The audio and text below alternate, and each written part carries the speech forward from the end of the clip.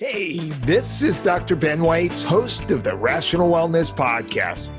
I talk to the leading health and nutrition experts and researchers in the field to bring you the latest in cutting-edge health information. Subscribe to the Rational Wellness Podcast for weekly updates. And to learn more, check out my website, drweitz.com. Thanks for joining me, and let's jump into the podcast.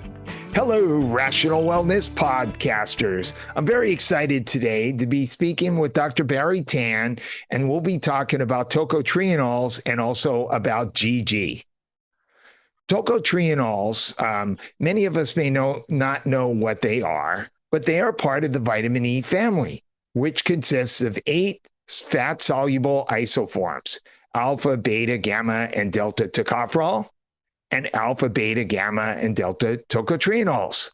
Most multivitamins and other nutritional supplements that contain vitamin E only contain alpha tocopherol, which is generally what is considered to be vitamin E in popular nomenclature.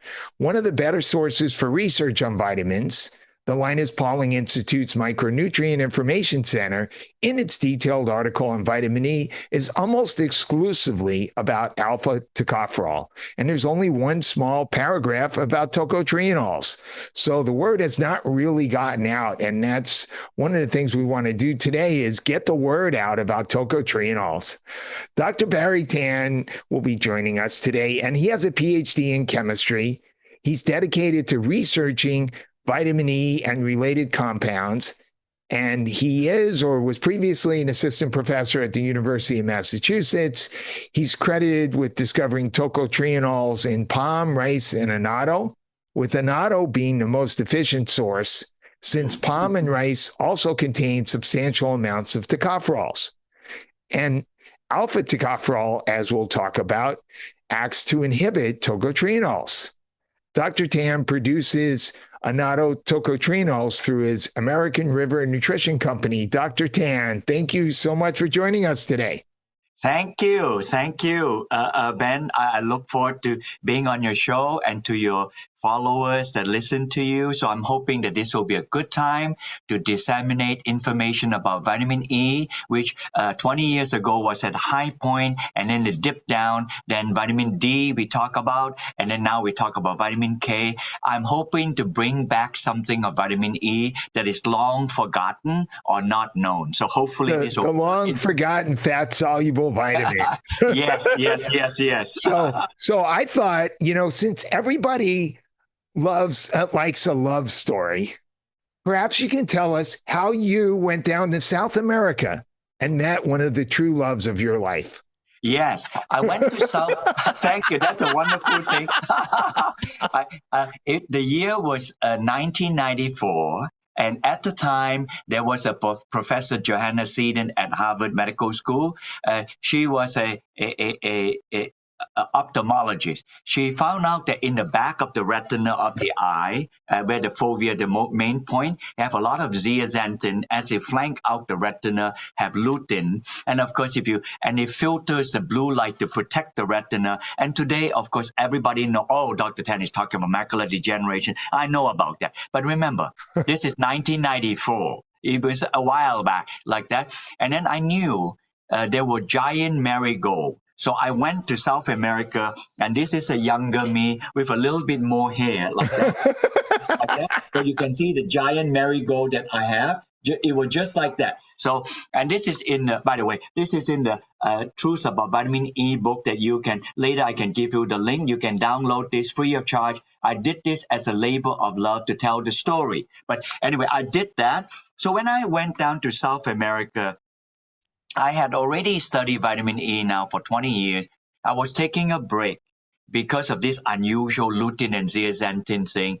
And truth has it, literally 20 feet away from me, I found this annatto plant. And the annatto plant is a beautiful plant that look like this. Look at how beautiful it is. If you touch this as it were, I'm doing it like that, it will stain your hand. Now, the color is carotene. And I know, and this is truly an Amazonian plant. Here, I took this in botanical garden in Tampa. This is a very zoom in. The frog is about the size of a dime. So the seed is about the size of a grape seed. So this is a very tiny, it's called the Amazonian tree frog. So they here to keep themselves away from the element. All this to say, I discovered from this Amazonian plant, I thought that to protect the keratin, it would be some antioxidant like polyphenol. There are many polyphenol like that. To my surprise, it contained little to no polyphenol. So that's not the one that protect the color from degradation. And then I thought, then I found out that it only contained vitamin E, surprisingly. And most surprisingly, it contained only tocotrienol, free of tocopherol. Then I said, oh my goodness, I previously discovered tocotrienol from palm and rice that you mentioned. And palm and rice typically contain 25 to 50% tocopherol. So this plant containing free of tocopherol and only tocotrienol is unique in nature. I believe the plant makes the tocotrienol the two most potent vitamin E to protect the degradation of the color keratin so that it deceives the birds of the air and the animal, thinking that the wonderful looking seed is actually a fruit. You see, it's actually a seed. And then they swallow the seed and therefore able to procreate. But if the color disappear, then you look brownish. It doesn't look like a fruit. Neither does it have the nice floral smell. That was it. It was an accidental find. Like much of my life, I am no smarter than any other scientist. I just happen to be in the right place at right time. And for the audience to suggest that why this is so, as a chemist, there are more than 50 million chemicals documented by the American Chemical Society, and most people would tell story because they are medicine men. They go to this, that, and other place. Yes, I was in Amazonia, but it was an accidental thing. I did not go and nearly bitten to death by snake or mosquito like that. I just was looking for something for macular degeneration protection, which is lutein and zeaxanthin. I show you the picture, but this was literally 20 feet away. I saw this plant. My curiosity was aroused, and therefore I looked, and that was 1999, thereabouts. And so for the last 20 or 25 or so years, my time had been arrested. I returned back to tocotrienol, which I already previously have 20 years of experience in it. All told, I've been on tocotrienol now for almost 40 years, if not that. Thank you so much for allowing me to tell that story.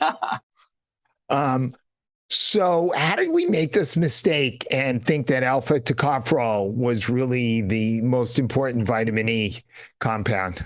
Okay, the mistake, if I can so call it, is because when we lock onto something, we tend hard to change. It's just kind of human nature, and if it's true of human being, it's probably also true of scientists. There, in the vitamin E, there are 4 tocopherols and 4 tocotrienol, and with the 4 Greek letter alpha, beta, delta, gamma, like that. So when in 1922, exactly 100 years ago, it is a very American affair. 2 a scientist, medical doctor at UC Berkeley, they discovered that vitamin E helped the fetus to go to full term. That was a discovery. Because it helped the fetus to full term, for that alone, it was therefore given the status of a vitamin. And they followed each of the letter, and the next letter was E. So vitamin E helped to bring the fetus to full term. However, in the process of knowing that, they found out that it protects the fetus from oxidative damage. And very quickly, they found out that this is found in plant.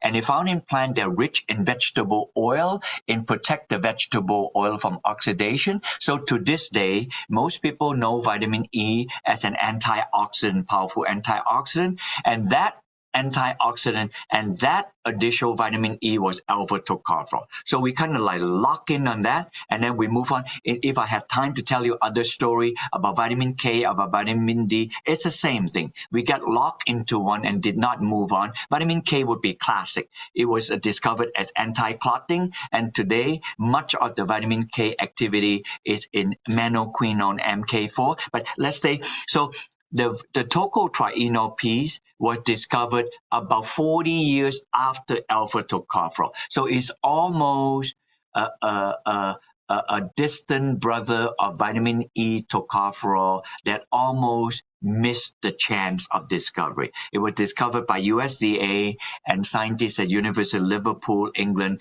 Together, they found that in rubber, to protect the rubber from oxidation. And then another 40 years later, I show up as a young assistant professor at University of Massachusetts stumbling on this. At that time, everybody was studying alpha tocopherol, but I was doing the path less traveled on tocotrienol. And then, as you know, towards the end of 1990s and 2000, and all the published study of alpha tocopherol came out nada.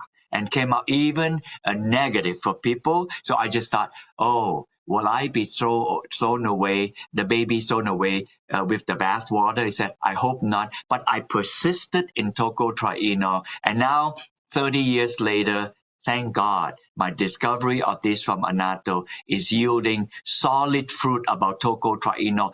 Properties of tocotrienol unshared by tocopherol. So I love to share this with your audience. It's interesting. When I first saw those vitamin E studies, my first reaction was, well, they didn't give enough vitamin E. Then I realized that gamma tocopherol was really the form of tocopherol that was much more common in food and was actually more beneficial. So my next conclusion was the problem was that they were just giving alpha, and if they had given gamma or mixed tocopherols, then that would have been better. And now the story has evolved to learn that really it's tocotrienols that are much more beneficial for us. Yes. Now, on the gamma tocopherol thing, in the plant, there is a case for gamma tocopherol. If you look into the plants, right, where else the discovery of alpha tocopherol is the vitamin, and where else alpha tocopherol helped the fetus to go to full term, all correct. However, in the plant, the most dominant vitamin E it produces is gamma tocopherol.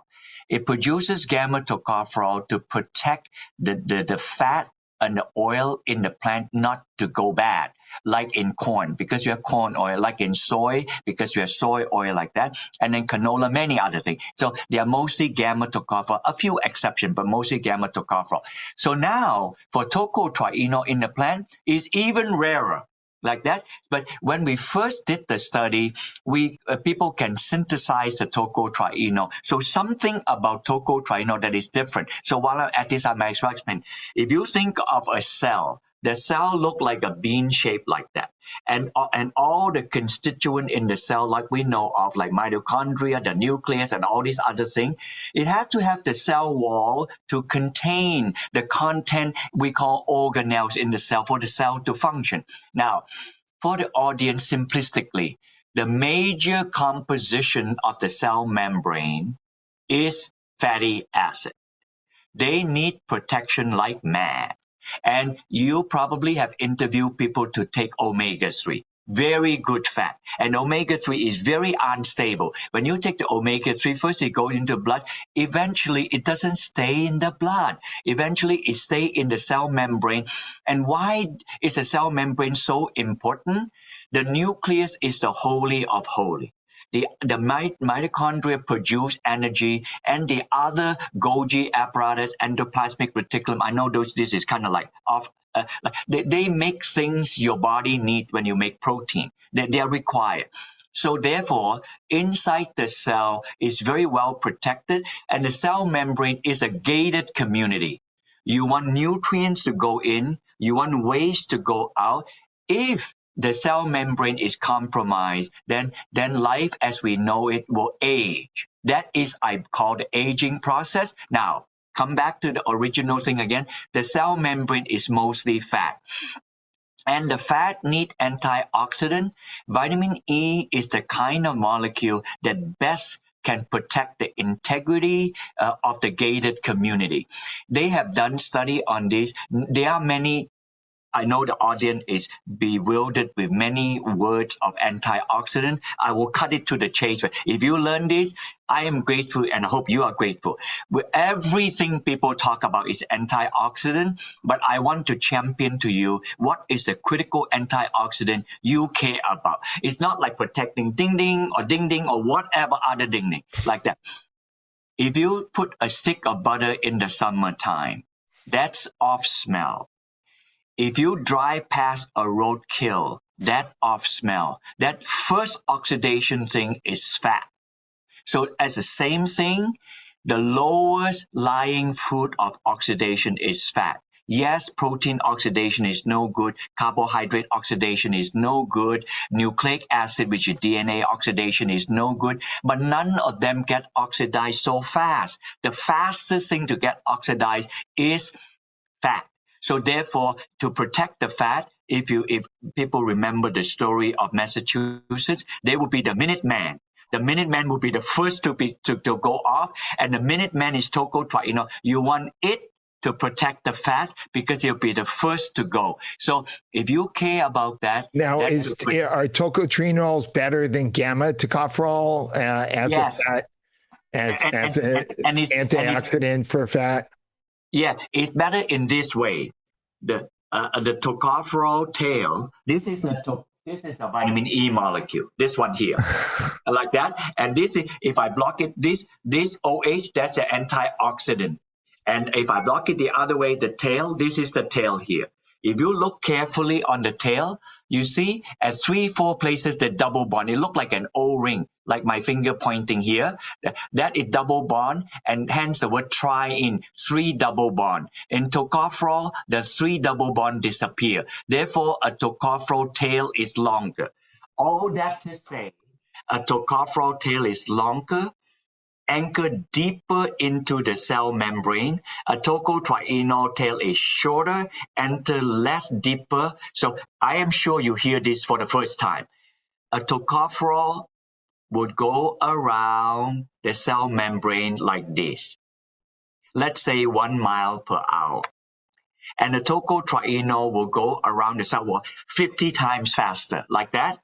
So to capture oxygen radical, to protect the fat from going bad.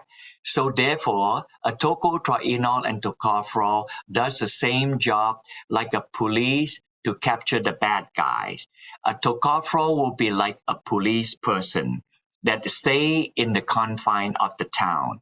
A tocotrienol would be like a state trooper that will cross the entire state. So it covers a larger surface area faster. So if you got that, I have given you the simplistic understanding why tocotrienol is 50 times more potent than tocopherol, simply because the tail is slightly shorter. Thank you for asking, guys. Oftentimes I miss that if people don't ask me the question. Thank you, Ben. So now I've heard you say multiple times in interviews that taking tocopherols inhibits tocotrienols. Now, a lot of multivitamins and other supplements contain some tocopherol. Is it okay to take a multi that maybe has a modest amount of tocopherol and also take a tocotrienol? Or is it okay, say, for example, to take your multi at one time and take your tocotrienols at another time? Or is it better to just get rid of any supplements that have tocopherols? So your question has 3 layers. Personally, I have stopped taking tocopherol for the last 20, 30 years, and I'm still alive. Like that, nothing is happening to me. I would say the only But have you brought a rat fetus to term? And I have not done that. I use it sometimes as a joke also. If you think about that, if it is a vitamin, right, is to bring a fetus to full term, that man shouldn't have necessity to take it. I would say the only exception will be in a prenatal. then a person should have 100% IU of the vitamin E as alpha tocopherol, but the 100% RDA for vitamin E is about 15 milligram. Now keep that in mind, 15 milligram and 100%, but most people take 400 IU and 800 IU. That's insanely high amount like that. And 100% is merely 15, 20 IU like that. Now, if it is in a multi, if the multi has about 15 to 20 IU, and then one would take tocotrienol 100 to 200 milligram or higher, then the amount of tocotrienol would not be interfered by tocopherol. Personally, I would take a multi that only contain tocotrienol and designed for health have such, they call it primal multi like that. And we're trying to convince more company to, it is pennies for them to replace it, because the multivitamin is a long list of many other things. This is only one line something. So when does the tocopherol interfere?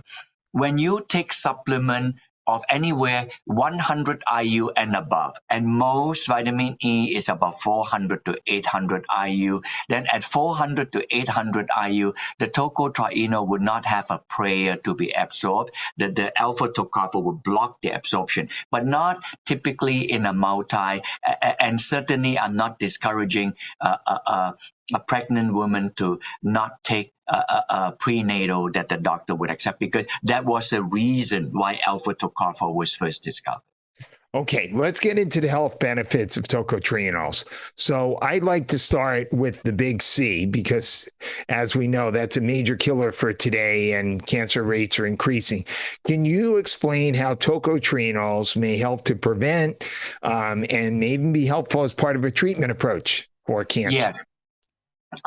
Before I said that, right, I started my career on tocotrienol on chronic conditions, and then in the 1990s, if you find out all the published work, about 90% of the published work will be in chronic condition, not cancer, and about 10% will be on cancer. And chronic conditions like pre-diabetes, diabetes, metabolic syndrome, fatty liver disease, lipidemia, and all these other things like that. And then as I went 20 years into it, I noticed that this will be in the 2000. 50% will be on chronic condition, 50% will be on cancer. It changed like that. And of course, a lot of us now recognize cancer as a chronic condition as well. Yes, it is. So, and then it's so much study on this. And then I said, wow, there's nobody doing clinical study on cancer, and then the compelling reason on cancer. So we embarked about 10 years ago to engage into clinical trial. Now, when I do this for the audience purposes, to let you know that I'm not a pusher of sales like that. I am truly interested in science. If it bears out, you can go and read it. But how is a nutritional supplement allowed by the FDA for cancer prevention or cancer like that or treatment? Is not going to be allowed. But if I believe the scientific enterprise, and then as it happened in the Kingdom of Denmark, they decided to conduct 5 clinical trials, and now they've expanded it to 6 or 7 like that. I'm losing count. In the US, there's 1 on pancreatic cancer, and the 4 cancers that we study, some of them are repeat on different angles like that, altogether 5. If you include the other one in Florida, then it will be 6. But the 4 in Denmark will be breast cancer, ovarian cancer, lung, and colon cancer. So those are the 4 cancer. And you asked for the mechanism, how it kills. If you want to increase research in the United States, you need to have the drug companies patent some new form of tocotrienol that they can make billions off of. I know. Then the research will happen. I know, and because this is a natural extract, they are not going to pump in any money on this. No. So I'm doing this for what it can do and the audience can read Don't worry, some drug company will come up with some way to combine it with some other compound and patent it. And they probably, very well might. I have companies sometime from time to time contacting us for this and another thing, but nothing materialized. So my goal is to push forward in it. So right now, I see two mechanisms that I believe, two or three I believe the strongest. There are many mechanisms how they think that this will kill cancer. One would be because the cancer cell multiplies, say, about 100 times faster than normal cell, they have certain connection. So it's like circuitry. They have certain, we call it cell signaling. So it's a circuitry that short chain it to get there faster. And so the tocotrienol is able to foul up the short chain. They cut it off so they cannot do this. So there's certain mechanism that do that. Yeah, I was looking at an article and they mentioned the PI3K AKT pathway, the MAP kinase, and WNT signaling pathways. Yeah, and all these kind of signaling pathway, right, allow certain application of the cell to multiply and increase ferociously much faster. So therefore, if you can foul this thing up, you cut off the circuitry that make them grow better. That's it.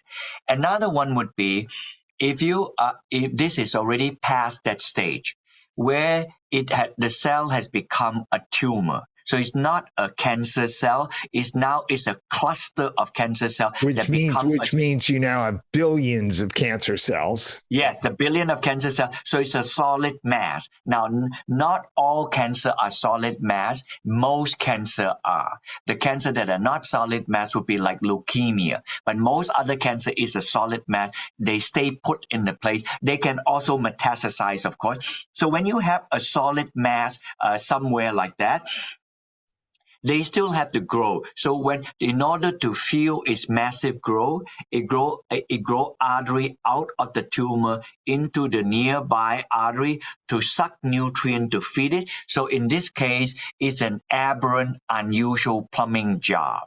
That's it. So this artery is called angiogenesis, a growth of new artery. So a way to kill this is anti-angiogenic drug. If you go to Amgen, and you can see they have anti-angiogenic drug. Angiogenesis is the growth of new artery. Anti-angiogenesis is to cut off, and tocotrienol function to cut off the artery angiogenesis to block the feeding tube to feed the tumor. So essentially starving the tumor to death. So if the tumor is already in place, you want to starve the tumor to death. So that is a second mechanism. And the third one is when the cell is multiplying so fast, they need a lot of cholesterol on the cell wall. It's well known. Cholesterol is on the cell wall. So, and tocotrienol inhibits cell wall cholesterol synthesis, and therefore it cannot furnish the cell wall, and therefore the multiplication of the cell it cannot grow fast. So those are the three mechanism I buy the most. But mostly when we saw in animal study, we saw the death of the cancer cell. We saw the shrinking of the tumor, and we also saw the reduction of metastasis of the tumor from the origin to other places. So those are just fantastic model mechanism for which we believe the tocotrienol work against cancer. Now, obviously, there would not be any problems in a preventative approach, but in a treatment setting where a patient is undergoing chemo or radiation, it's well known that most oncologists and almost all radiation experts are going to tell their patients under no circumstances should you ever take any antioxidants because they will uncouple the therapy. Yeah, that concept is in the U.S. and a few drugs are in that kind of a regime like that, we did not have problem. This was raised as a question. We did not have problem in arriving at the IRB. IRB means Institutional Review Board. You have to pass that stage to ethically approve the use of a certain medicine or supplement to mitigate a certain condition. And those 5 clinical studies done in Denmark were giving a patient with very high dose tocotrienol, 900 milligram, three capsule of 300 milligram for breakfast, for lunch, and dinner. They should be taken with a meal, have enough fat or oil so that they can emulsify and absorb properly. And now in none of those clinical studies did we ever see any contraindication or negative impact of the tocotrienol on those cancer patients. Now, before you move on, just for the audience purposes, every study has a context. When we did this study in Denmark, they were not studying a stage 1 and 2 cancer patient. We were studying stage 3 and 4 cancer patient, which means that the cancer have already metastasized. In stage 4, it even gone the last stage, which means that there are no available options given, so that the patient is under palliative care. So therefore, they are taken standard of care with the anti-angiogenic drugs, and in the other study, standard of care and with tocotrienol. That's the only study. If you're interested, I'll tell you briefly what the study is. So be like this. So in other words, they are not based on people with stage 1 and 2 with many options available, operative, radiation, and chemo. On the stage 4, only chemo is allowed because you barely, they are so ill, you cannot operate anymore. So there are no options available except for chemo. And that study's already been published? That study is published, and the shorthand is this. Because they're stage 4 on the ovarian cancer on standard of care, after 6 months, there are no more patients. They're gone.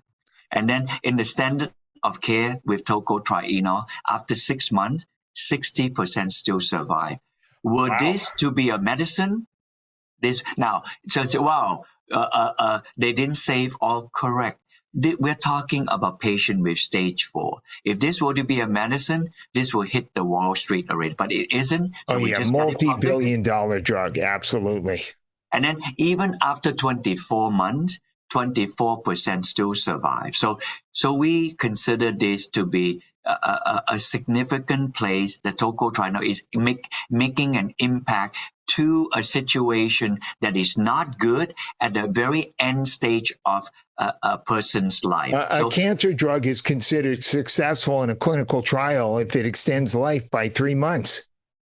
I know. You are right. Thank you for providing that knowledge. So right now, we are trying to do other upgraded study, but as the audience know, and I know sometimes when people have conditions like this, we're impatient, and I fully understand. But we are a small company and not a pharmaceutical company. The fact that we can even do study like this is intended. I do this. We don't want to be a snake oil company. We just simply want to do this, and then the audience will know this. We will never be able to say on any bottle. So if you want to have, so if I have blah, blah, blah, this and that, should I be taking? I cannot advise you on this. Right. But if you go on our website, we will tell you all the different studies have been done. They are literally about more than 500, possibly close to 1,000 published study in animal study on about 300 to 400 cancer, how tocotrienol work to kill the cancer. Oh, by the way, and all the tocotrienol to kill the cancer, alpha tocopherol just about didn't work. And the top 2 vitamin E that do work are delta and gamma tocotrienol, and the one that worked the best is delta tocotrienol. Now that having said that, right, we have a machine that when we study from this annatto plant that we extract from this annatto plant here, typically when you run the machine, they will have 4 or 5 peaks. They'll have a mixture of tocopherol and a mixture of tocotrienol. And most of the time, it will have more tocopherol and than tocotrienol, like in palm and annatto. You see, 25 to 50% tocopherol, and then the other 50 to 75% tocotrienol. When you do this spectrum to read on tocopherol, it will look like this. It would have this one here, of the color, the background. This will be delta tocotrienol. Then it would have this amount of gamma tocotrienol. And then where the tocopherol is nothing, just like that. So it's 90% delta, 10% gamma. So therefore, annatto contain almost the most active vitamin E that have been ever studied like this. So to us, it's not a surprise, which is why Denmark decided to study this. And the pancreatic cancer done in University of Southern Florida in Tampa also was using pure delta tocotrienol on cancer. Okay. Just in case if anybody's parsing the words, I think when you were explaining that, you meant to say if you look at palm or rice, you'll see that there's a combination of tocopherol and tocotrienol, but only in annatto is it almost exclusively tocotrienols. Yes, okay. Thank you. Okay, yeah. And then I saw somewheres where you said that or there was an article or something that tocotrienols help to counter some of the side effects of radiation. Yes, those studies were done by the U.S. Armed Forces. Very interesting. If the audience want to read about that, you go to AFRRI. It just acronized for Armed Forces Radiation and Radiobiology and Radiation Institute. So this is inside the Uniformed Services University in Maryland. This is a place that the U.S. government are not training soldiers. This is a place the U.S. government are training our armed forces to get master's and PhD degrees. So why did I mention that? It was during the Iraq War. I'm not making a political statement. I'm just trying to give you the fact. During the Iraq War, President Bush said that it was axis of mass destruction in Iraq. It's like that. And as it turned out, it wasn't. Our armed forces are doing research. If our army were to go to a hot spot, most of the time, they'll never come back out alive because they'll be radiated to death like that. Just like in Fukushima, except that was a tsunami type situation. So the armed forces is wanting to do research study. What would be supplement or medicine they can take to protect, like a shield for them? And they study hundreds and hundreds of different compounds. And I kid you not. And of the hundreds of different compounds, in the short list of 6 is delta and gamma tocotrienol. If you type AFRRI or Uniformed Services University, and you type tocotrienol and radiation protection, you'll be able to find out the study. We did nothing. We only provided the pure gamma tocotrienol and pure delta tocotrienol. It'd be interesting to see if it has some benefits for patients getting targeted radiation for cancer, because that has a lot of devastating side effects. Yes, my gut feeling it is that it has. They do not study that. They clearly told me that we are doing. He said that's an important concern. He said we do not study civilian who have cancer. Right. We study armed forces, but because they study in so severe situation as opposed to that is total body radiation, and this is targeted radiation. And I'm still trying to find an oncologist, a radiation oncologist that can help me to do this study. To date, we are not as successful in finding. If I could, then I would go down that road. So let's talk about the role of tocotrienols for preventing and reversing cardiovascular disease. Okay. This is obviously the #1 killer in the United States and around the world. And yeah, the first study in this, Ben, was in lower cholesterol. It was done in the mid 80s. And then I followed through. And as we were studying, it did lower cholesterol. And then we got stumbled on 10 years delay because we didn't know that alpha tocopherol would interfere, and it did. So we had to figure out that. And we figured it out, we pick up from where we left and continue on that. And when we continue, we notice the cholesterol lower, but even more dramatically, the triglyceride lower more. Now, it's still cardiovascular disease, but the triglyceride lowering is peculiar to people with metabolic syndrome, meaning that the triglyceride lower has to do with people with diabetes, metabolic syndrome, and fatty liver. How do we come up to that? Before it was called metabolic syndrome, Ben, it was called Syndrome X. If you were around in the 1990s, it was called Syndrome X. Because it was a sexy phrase, because we have the movie, and then the X-File, this and that. So they made Syndrome X. So in the Syndrome X, they just noticed that the sugar is moderately high, but not high enough to be diabetes. The triglyceride is high, but not high enough to make people really sick, but it bothers people on this condition. I met the professor who came up with metabolic syndrome. His name is Gerald Reaven, Reaven. You can Google him, from Stanford. He did all this clinical study. His shorthand answer is this. I met him one time. He was catching a plane. He didn't want to be disturbed. I was really an impediment to him going to the airport, but he just gave me the shorthand. And even though he gave me the short, I never forgot what he said. I'll say it exactly what he said, and then I shorten it for you. He said, hypertriglyceridemia precedes hyperglycemia. That means high triglyceride precedes high sugar. So you do not have type 2 diabetes until you have high triglyceride, and you cannot contain the high triglyceride. The floodgates open and the sugar shoots up, and then you have diabetes. So hypertriglyceridemia then is a hallmark of metabolic syndrome.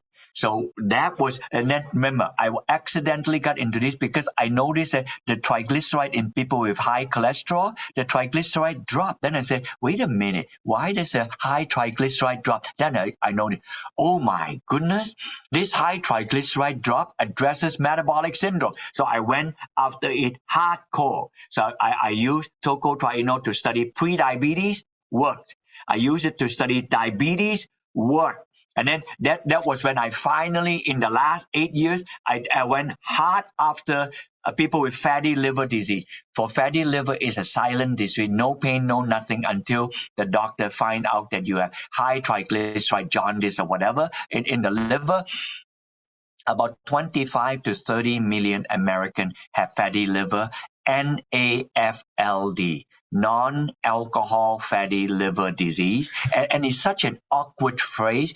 All that to say, the liver, when you study them, you have a biopsies, they look like people with alcohol cirrhosis. Who would have guessed 30, 40 years today, our liver can be damaged by our bad diet, exactly as alcohol would destroy the liver. Absolutely. No, this has been talked about. This is a major pandemic that nobody's really thinking about, but this is in large part related to our consumption of refined carbohydrates and sugar. And we're going to end up with a tsunami of patients needing liver transplants, and we got to do something about this. And the tsunami of liver transplant, Ben, is not sustainable, because you have 90 million people. If they all need liver transplant, you simply will not have 90 million livers available live. We had it managed when we have alcohol cirrhosis for liver transplant. But right, who would have guessed, right? I had thought this numerous times.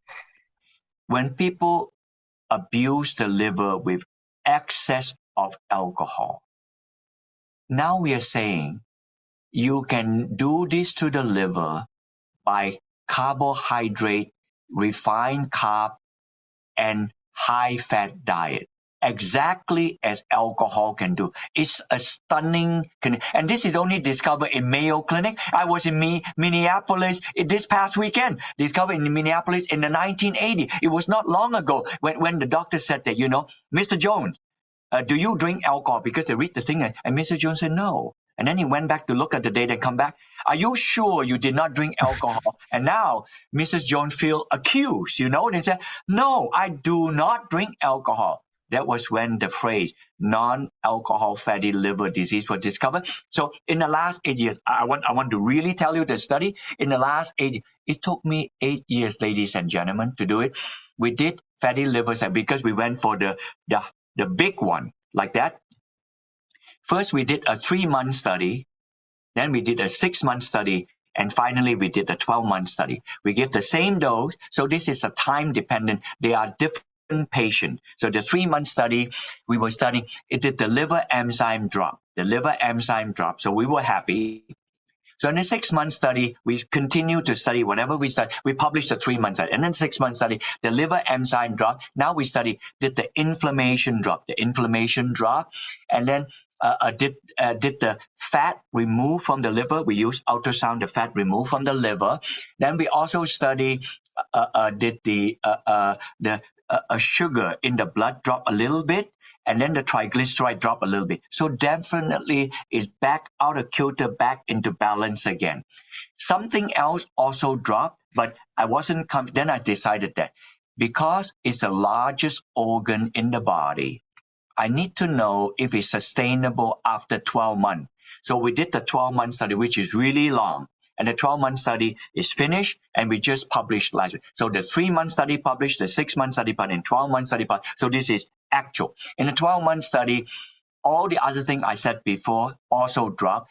This time, we use a CAT scan to understand if the fibrosis, if the fat is stored in the liver too much, they become fibrotic, which means they have scarring tissue. And generally, hepatologists, people who see scarring tissue is not reversible, which means that NAFLD will go to NASH. NASH, it just acronymized for non-alcohol steatohepatitis. So they begin fibrotic like that, not good.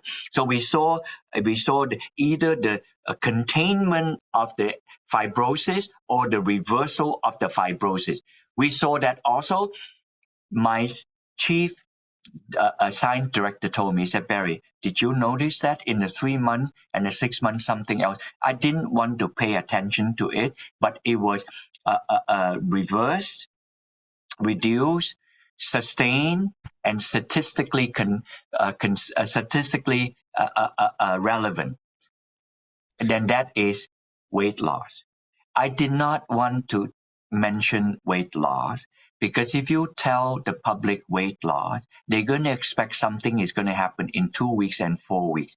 We never had a study 2 to 4 weeks. It would be insane to see the liver have something happen in weight. It would be a total waste of a study. But we had a study at 3 months, 6 months, and 12 months. So now I have to report, and truth be told, statistically significant, in 3, 6, and 12 months, the patient with fatty liver disease have weight loss and sustain about 10 to 15 pounds, approximately 5% of the body weight. I am floored. So I have to report this. I did not set up the study for weight loss. You can see. So, Dr. Tan, this is incredible news about tocotrienols. But unfortunately, some of those patients were probably taking their tocotrienols after they had their Big Mac and fries. Can we repeat this study and put people on a healthy diet and exercise as well? And this shows why it's absolutely crucial if we're going to do something about the chronic disease burden in this country that we focus on prevention. Yes, please do, because as you know, I'm so skittish about talking about weight loss. In normal, healthy people, this did not happen. Neither did we find this in the cancer patient. But in people with fatty liver, they are most certainly to be overweight. Not sure if they're obese, but they're overweight. And losing weight for people who are overweight is nothing to sneeze at, regardless. And by the way, on this subject, we are now doing a study in Texas. They are not fatty liver patients, but they are obese patient men and women. It's ongoing. We will know that by the end of next year.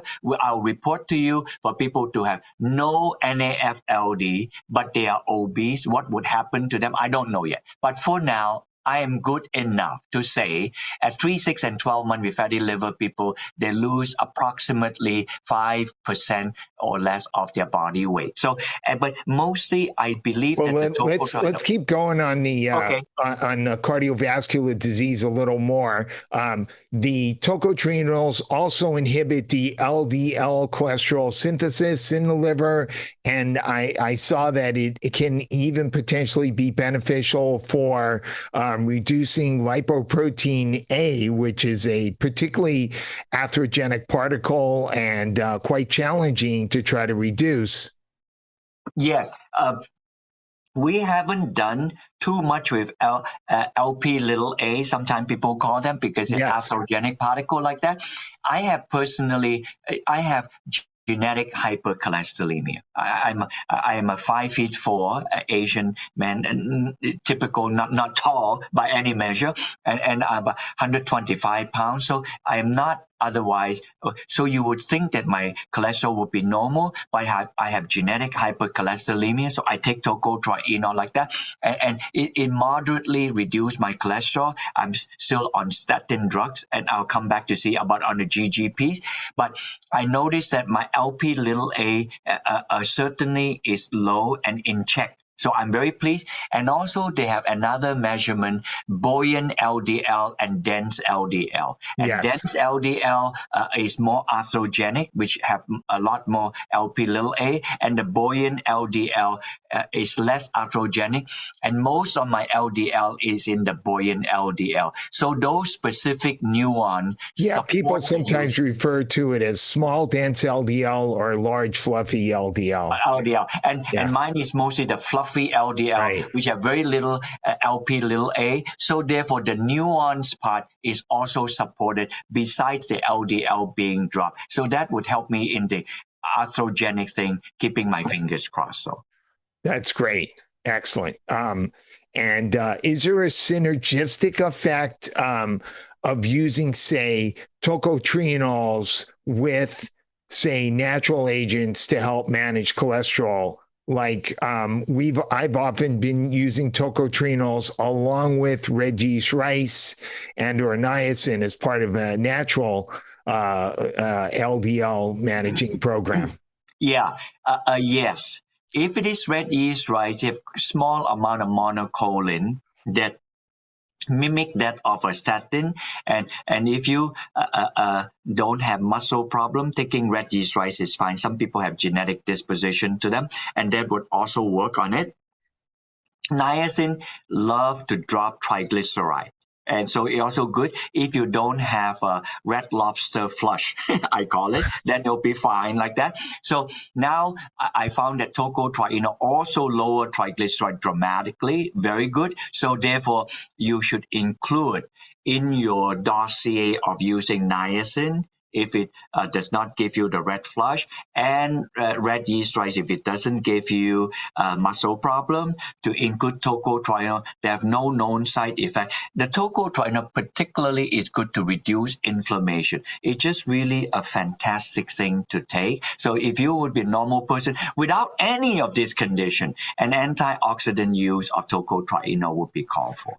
So dosage for a patient with cardiovascular risk factors like elevated small dense LDL and lipoprotein A, et cetera, would it be 300 milligrams? Would it be 600 milligrams? I would put it this way, Ben. Good question. This is a protocol thing. If a person is squeaky clean with no this and that other condition, just using it as an antioxidant. Remember at the beginning of the talk, I said you have to protect the cell wall from oxidation. Then 1 to 200 milligram would be just fine, like that. So for normal antioxidant protection. If a person has mild chronic condition like pre-diabetes, this and that, some of the studies that we have done would be probably from 200 to 300 milligram, like that. They'll be good. And 400 milligram, depending on the weight of the person. Otherwise, 2 to 300 milligram will be good. If a person have a severe chronic condition, and I show you some of the clinical trial, fatty liver that we use, they use 600 milligram. And the cancer trial, we use 900 milligram. We don't really encourage people to take the 900 milligram, keeping only in mind we did the 900 milligram because they were stage 4 cancer patient. So in any other condition that considers serious, probably 4 to 600 milligram would be fine. So that would be my dossier for indicated from clinical study that we have. And I guess there's even some animal research showing that it may reverse arterial sclerosis. Yes, in the animal study, it clearly reversed arteriosclerosis. We saw that in the study we done in 2000, that the tocotrienol reversed carotid arteriosclerosis on the carotid artery here, like that. But yes, we saw that, and we did not have a study. The closest we can do a study like that would be calcification arteriosclerosis, but we don't have a study such as that. So in animal study, yes, there are at least 4 to 6 different studies showing that kind of reversal of arteriosclerosis. I'm pretty much out of time, but I'd like to see if we could just real quickly say something about bone health and then wrap it up. Okay, bone health, we have a study with tocotrienol with bone health. It reduces the loss of bone in postmenopausal women with osteopenia, and we published that also. They were taking 300 and 600 milligrams. So if it's osteopenic, 300 milligram would be satisfactory. 600 milligram would be more on osteoporosis. Maybe another time, when you get to interview me, after I extract the tocotrienol, we also found another compound that is endogenous in the body called GG, geranyl GG, and like that. If I were to move away from my chair, that is the molecule of GG here. In the background is a long molecule of CoQ10. This is endogenous molecule. Our body makes it. If you take this, it will help our body, is required in our body to make CoQ10. It also helps in our body to make MK4, menoquinone 4, that will make stronger bone, and also help in our body to make muscle, skeletal muscle protein. Hopefully, you will interview me in another half year, a year from now. Would love to talk to you. That is very exciting. It's an endogenous compound. It's meant to be in our body to do that, and now we have a supplement. By the way, we are not I'm sorry, Dr. Tan. I know we talked about wanting to talk about GG as part of this discussion. Unfortunately, I've got to get my first patient of the day. So okay, no problem. But I would love to do another interview with you and talk about GG. Yeah, come to my website and download the book. It's The Truth About Vitamin E. It's Barrie Tan .com/book. And then you can download the book, and hopefully we will connect again at another time. And then blessing to you all, good health, and have a wonderful. Are you going to the Designs for Health seminar in Orlando? Yes, I will be. Will you be going? I'm going. So I'll look. Yeah, so look for me there. I'll say hello to you. Dr. Weitz, I'll look for you. Grab a cup of coffee or something. Yeah, we'll Okay. do. Thank you. Thank you, Dr. Tan. Okay. All right. Bye. Bye-bye. Thank you for making it all the way through this episode of the Rational Wellness Podcast. And if you enjoyed this podcast, please go to Apple Podcasts and give us a 5-star ratings and review. That way, more people will be able to find this Rational Wellness Podcast when they're searching for health podcasts. And I wanted to let everybody know that I do now have a few openings for new nutritional consultations for patients at my Santa Monica Weitz Sports Chiropractic and Nutrition Clinic. So if you're interested, please call my office, 310-395-3111, and sign up for one of the few remaining slots for a comprehensive nutritional consultation with Dr. Ben Weitz. Thank you, and see you next week.